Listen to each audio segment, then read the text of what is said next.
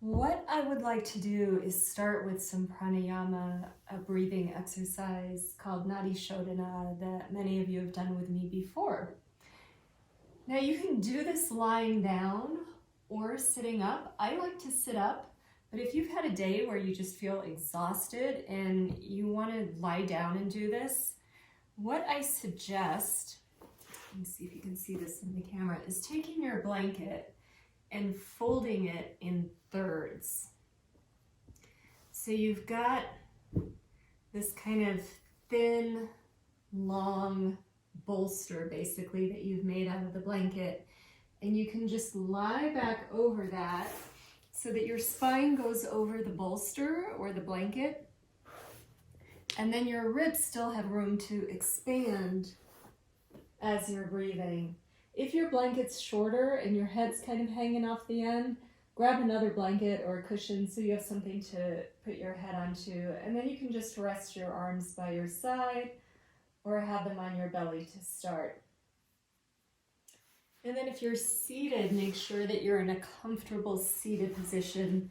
I like to sit right up on the edge of the blanket if I'm seated for the pranayama. And then we'll all start just by taking a few deep breaths. In through the nose, out through the nose if you can. If you're congested, just open your mouth slightly and breathe through the mouth.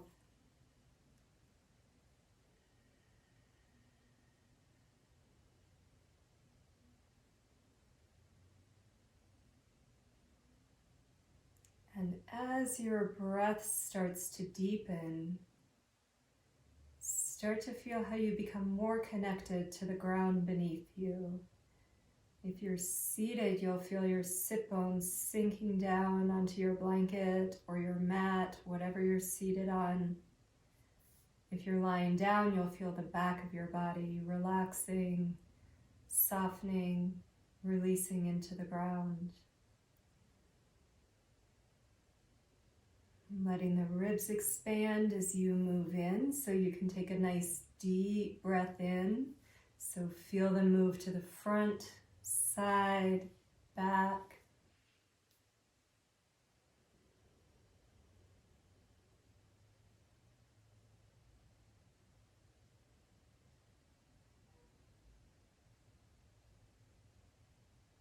And then we're going to come into Nadi Shodhana. I'll mirror you here. You'll use your right hand, bend your first two fingers in, and then take your pinky and ring finger either next to each other, or if it's comfortable, you can put the pinky on top of the ring finger. You'll use your thumb to block the right nostril, ring finger to block the left. We'll just take a nice deep breath in, and then block the right nostril, exhale through the left. Inhale through the left.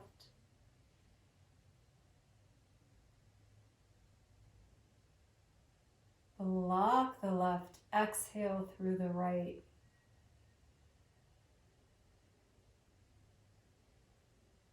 Inhale through the right.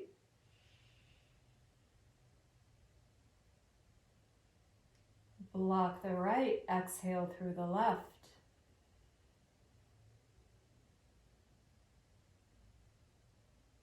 Inhale through the left. Block the left. Exhale through the right, and then continue at your own pace with your breath. Remembering that you exhale and then inhale through the same nostril before switching sides.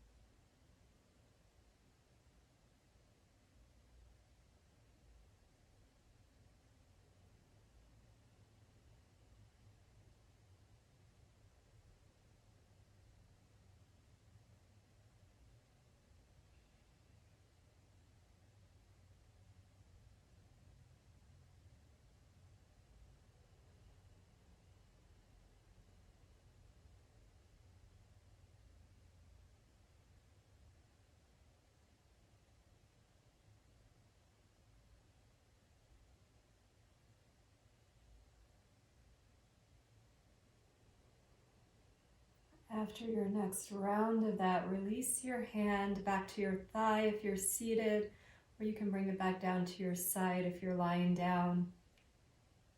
And then just come back to your deep, even breath through both nostrils. Again, feeling yourself settle into the ground.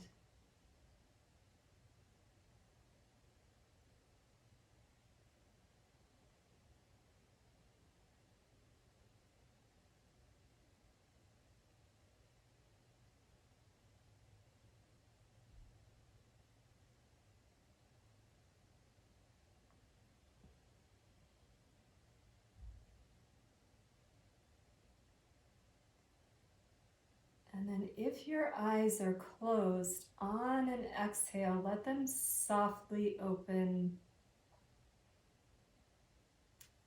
And then we're all going to make our way to our hands and knees. So if you're lying down, just carefully roll to your side. Make your way up. Keep that deep, even breath as you move onto your hands and knees.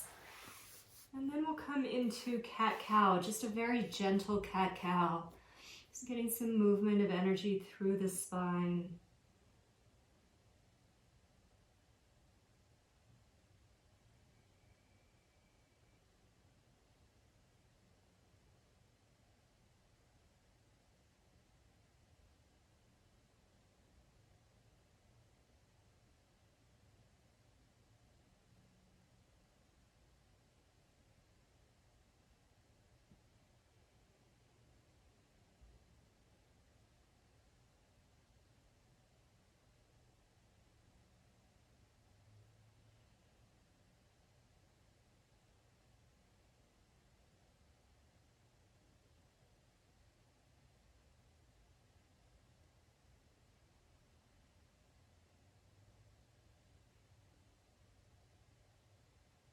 And then on your next exhale, you can either move into child's pose, if child's pose is comfortable for you.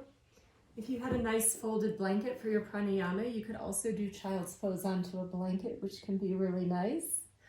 And if child's pose doesn't feel good, roll onto your back and hug your knees into your chest. It's child's pose upside down.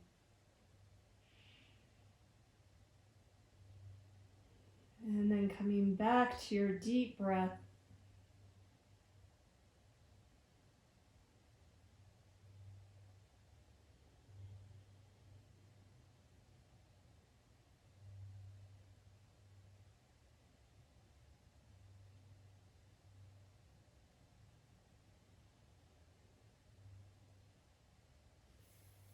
If you're on your back, bring your feet down to the ground. If you're in child's pose, you're just going to gently push your torso back up again.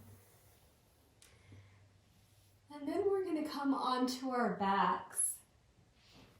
And if you're already on your back, you'll just stay there. And what I want you to do is set yourself up for Supta Baddha Konasana. And we're not going to come into it right away, but I want you to have everything right there so you can just relax into Supta Baddha Konasana when you're ready. So I like to have blocks or rolled blankets under my knees. And if you want to make it really comfortable, you can take a blanket, unfold it, and just kind of drape it over the blocks. So you have a nice platform to support your knees, and it's also soft. And you have something soft to put your feet on. So we'll all have something under the knees, whether it's a rolled blanket or a block, because you want to be able to just relax into this pose. The point isn't to stretch, to get a deep stretch. The point is to just really let the body relax and not have to hold on to anything. You can lie flat back onto your mat, or again, if you have a little folded blanket and you're comfortable on that, you can lie back onto your folded blanket. If you made that thin fold for the pranayama, I would suggest having a little bit wider one for this, so it feels good to have more support there. And then we're just going to come back and test out our setup. Make sure that your blocks are in the right place and that they're high enough. If they're not, you can put cushions on top of them or more blankets, towels, anything to make it comfortable. And then once you have that set up, just bring your feet down to the ground. If you're on a blanket, you can just stay right there. And then we're just going to draw the knees in toward the chest. And if you're on a blanket, they're not going to come in very close because you don't want to let the hips come up off the ground. You want to keep your hips on the ground. So just kind of gently bringing them in, rocking from side to side.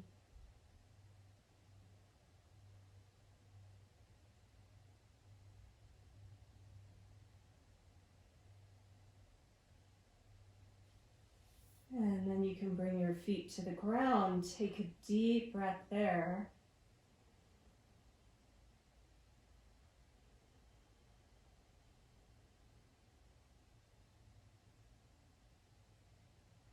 And then from there, bring the soles of your feet together, knees out to the side for Supta Baddha Konasana.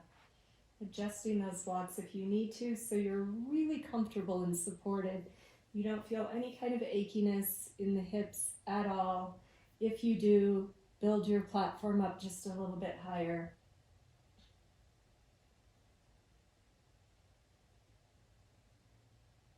And then again, feeling that contact with the ground.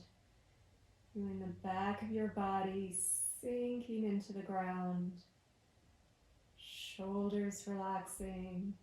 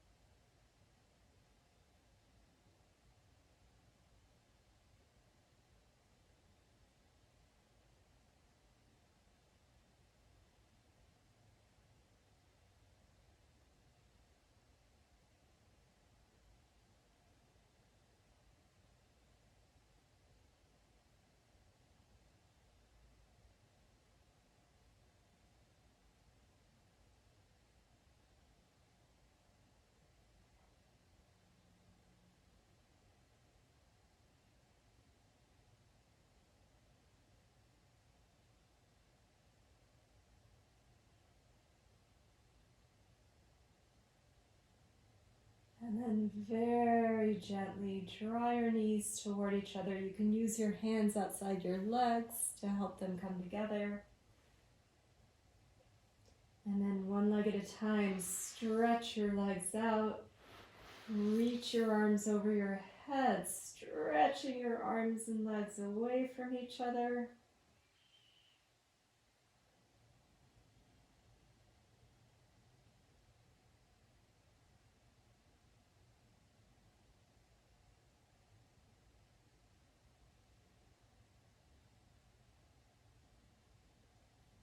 And then from here, we'll come into Shavasana. You can kind of move your blocks to the side if they're in your way. If you're comfortable on your blanket, you can stay on your blanket. If it's not comfortable, just slide it off to the side. And then, especially if you're cold, but it's kind of always nice to have a blanket over you for Shavasana. You can just cover yourself up with a blanket.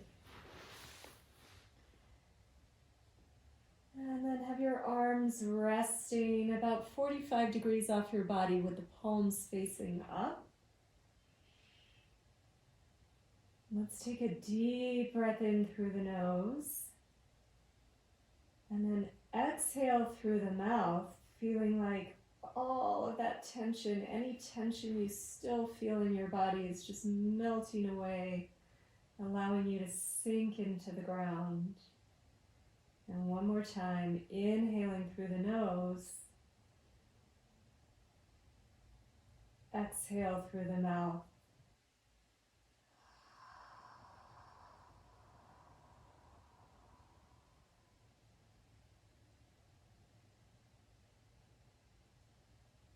And then you can just let your breath return to its natural pattern,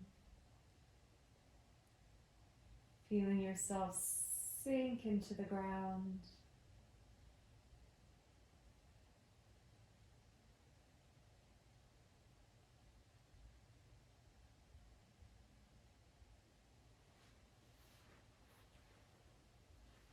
And today I'm going to leave you there so that you can stay as long as you like. Sometimes, especially after a really stressful day, we just need more time in Shavasana. I typically take about 20 minutes for Shavasana in my practice. So just stay there as long as you like, coming out whenever you're ready, remembering to come out very gently, giving yourself a chance to sit quietly and take a few breaths before you leave your mat. Thank you.